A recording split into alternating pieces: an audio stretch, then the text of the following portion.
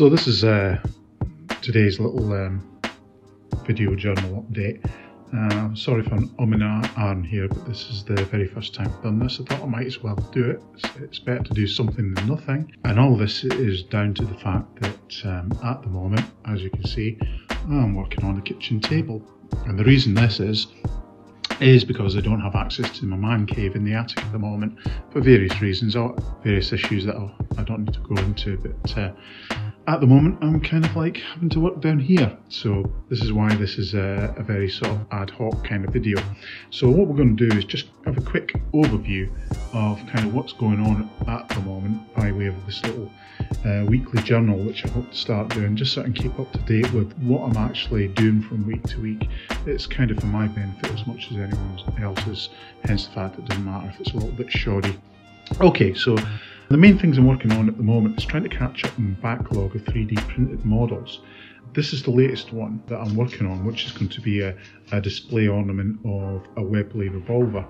Now I know a few people have brought this up before about legalities of printing out weapons, and yes, it does come under the current UK laws about RIFs.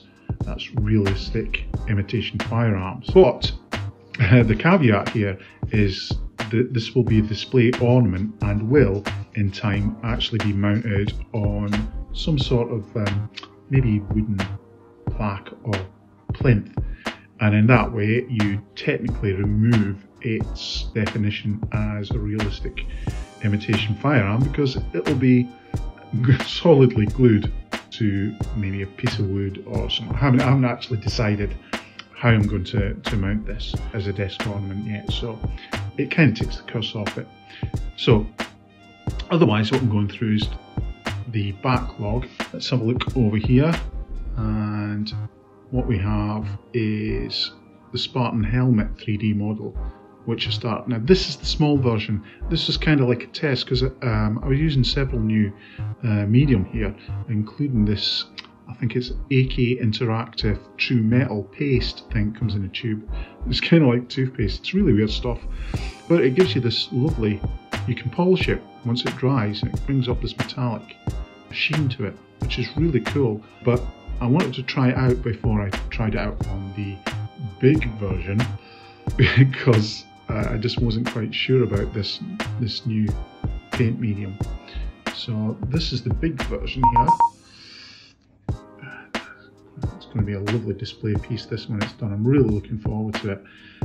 Where it is at the moment is obviously I printed it out, sanded everything down as much as I could, and then applied my go-to filler putty, which is this stuff here,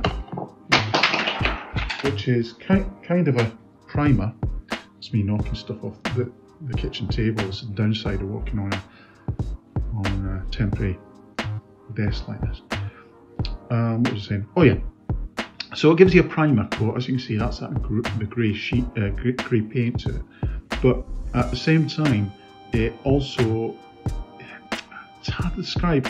It calls itself a putty, and that's quite true because it produces this thick, gloopy kind of paint, which when it dries, it seeps into all the surfaces. So if you've got things like layer lines on 3D prints, it can actually help them disappear. So you end up with this lovely smooth model like this.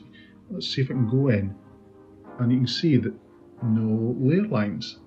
There's a couple of some pitting and things like that, but I want to leave them on because obviously that's going to make it look like it's a used helmet. So that's kind of cool. There's a little bit of layer lines there. Yeah, you can just about see that there. I'll hold that there.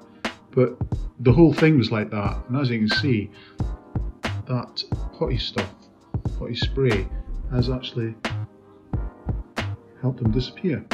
So this is what's on the board at the moment for this week, which is, I think we're on May the 4th, 2022. So this is what's got me occupied this week, and where I hope to go from here is obviously start the painting of that and start putting this together. I've glued together the components. As you can see, I had to do it in halves on my printer because my print bed it's a Flashforge Adventurer 3, so it's about 150 by 150 millimeters. So I'm a little bit restricted, so I have to do things like this where I cut this model down here, so I was able to get all the parts on the bed, and again do everything in kind of halves as well. So it became a kit basically, and I've had to glue it all together, but the next stage will be getting rid of all these nasty seams, and then like I did with the helmet, sanding it down to smooth things out. Then I'll go through the same process, spraying it with this putty, and hopefully at the end of the day it'll be nice and smooth before I paint it. So this week's job is, and it's not a small job actually, is getting rid of all these seams and making the model seamless basically. This is going to be the worst bit actually. I'm really worried about this. This is how it came off the printer, and it's not the greatest model. There's a horrible seam right down there that I'm going to have to get rid of, and as you can see the layer lines, you can definitely see the layer lines there, and so there's going to be a lot of work just on this one piece just to get it looking nice.